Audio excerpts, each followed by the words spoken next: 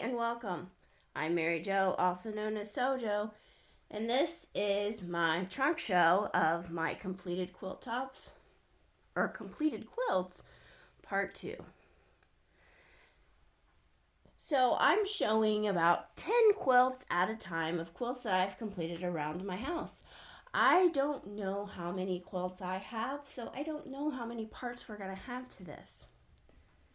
But let's get started with part 2. Now, this first one is actually a table runner, and it was from a Sew Sampler box, and it used a Lori Holt fabric line, and the pattern was called Sweet Daisy, and it was quilted with a pantograph called Petalism. And we'll take a look at the back. And there's a look at the back with that pantograph from my long arm. And there is a label in the corner, and the label says it was completed just last year in 2022.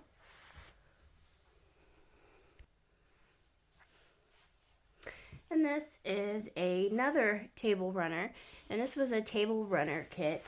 And the pattern line was from Lori Holt, and it was Yes You Can was the name of the pattern, and it was quilted on the long arm with a pantograph called Petalism. And we'll turn it over and take a look at the back. And there is the back with the label there in the corner, and the label also says it was just completed last year in 2022. Now, the rest of these quilts don't have labels on them. They're older quilts, and it was before I started putting labels on them. So this is number 3 for this part 2, but number 13 in the series altogether. And this is a quilt pattern. I don't know the name of the quilt pattern. I believe it came from a quilt magazine. But I did quilt this with fleece on the back, and it is quilted in a loopy line quilting on my domestic. And we'll flip it over and take a look at the back. So that is the back. Again, this was just a fleece backing that I'd put on the back, so there's no batting in this.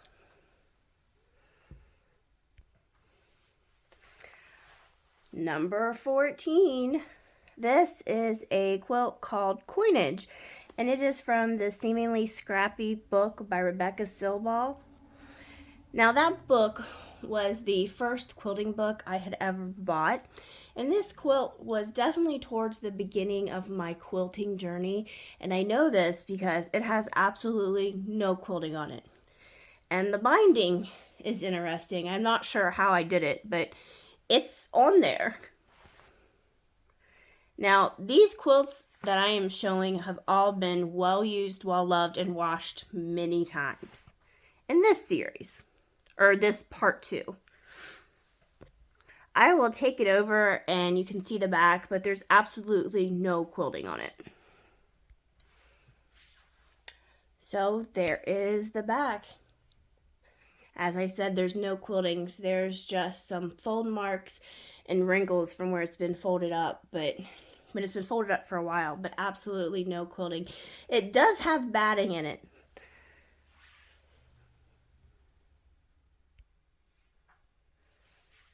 Now this is number 15. Now I don't exactly know where the pattern came from this.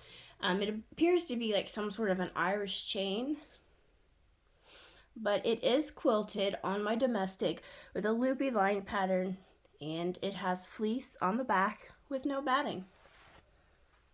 We'll pull it over and take a look at the back. And that is the back. Now, with the binding, which is machine stitched on, I did use like a blanket stitch to attach that binding.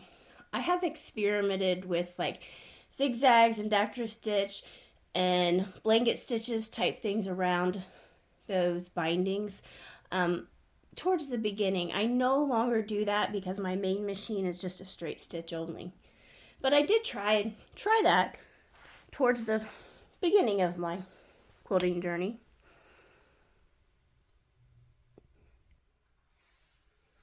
Now this is number 16, and this is a pattern called Field Day from the Seemingly Scrappy Quilt Book by Rebecca Silball, and it was quilted with a loopy line pattern.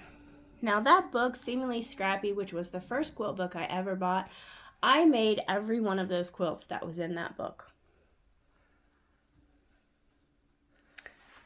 Okay, we'll take a look at the back. Let me flip it over. Okay, so there is the back of that quilt, and it was stitched in the ditch around like the borders, and then loopy lines there in the middle.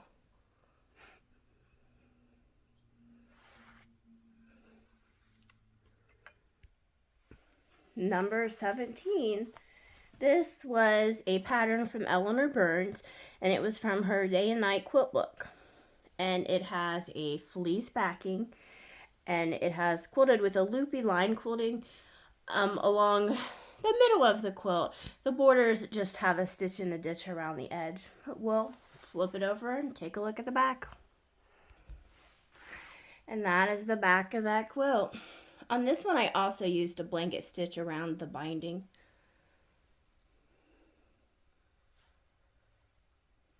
Now, I still have that machine, so I can do decorative stitches. It's just I prefer not to, just because my faster straight stitch machine is always set up. Now this is number 18. It is a log cabin quilt, and I used Eleanor Burns pattern. Now this is probably the most loved, most well-used and washed quilt, the most well-washed quilt I have in my house. This was quilted, just stitched in the ditch. It also has 2 holes that I can see in it, but the reason this was the most well-loved is because this was the quilt that my son always used to cuddle up with to watch movies and TV. I don't know why my son liked this quilt the most, but he did. He no longer uses it because, he's now a teenager and spends most of the time in his room. But this, I would have to say, is probably the most well-loved quilt that I have in my house. I'm not particularly a fan of the collar scheme after it was put together, but that doesn't matter. It definitely got its use out of it. Now this is what I'm going to call some bonus projects, and that's 2 jelly roll rugs. The oval one I keep in my kitchen, and the rectangle one belongs in my sewing room with all the blue.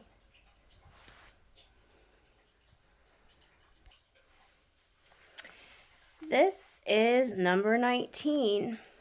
Now the quilt pattern I know I got from a quilt magazine, but I don't know which one. Looks like it was set on point, and it was quilted with stitch in the ditch. We'll pull it over and take a look at the back. And that's the back of the quilt. Like I said, it was stitched in the ditch. You can't really see that from here, but it was stitched in the ditch on my domestic. And number 20 is another Bargello using Eleanor Burns pattern and tutorial. I believe I made a total of 4 of these quilts, all in different colorways. I showed another one on part 1 that was done in different fabrics, and I also showed this one on a weekly update. But it was quilted with a loopy line pattern on my domestic. We'll flip it over and show the back. And this is my dog. Okay, and this is the back of that quilt. Okay, so that was my 10 quilts for part 2. Join me next time for part 3. Till then, bye!